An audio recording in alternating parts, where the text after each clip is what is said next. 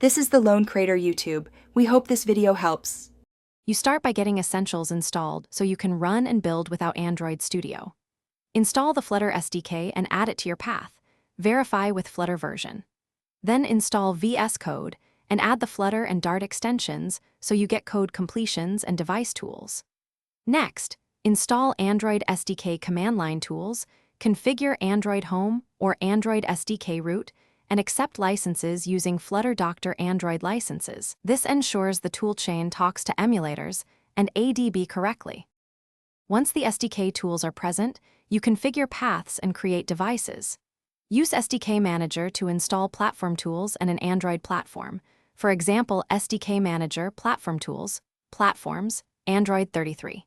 Make sure Android SDK root is set and the SDK's Platform Tools folder is in your path so a DB works.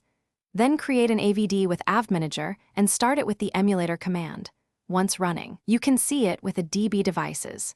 This lets Vscode deploy and hot reload to the emulator without you now build and run. Create a project with Flutter Create, open it in Vscode, pick your device from the status bar, and press F5 to start debugging and hot reload. For iOS, you still need Xcode command line tools. For Android, ensure the emulator is running or use a USB device with debugging enabled. If something fails, run Flutter Doctor V to get details, then fix path entries, install missing platform components, or rerun Flutter Doctor Android licenses. That single step solves many common issues. Thanks for watching. Consider subscribing if we helped you.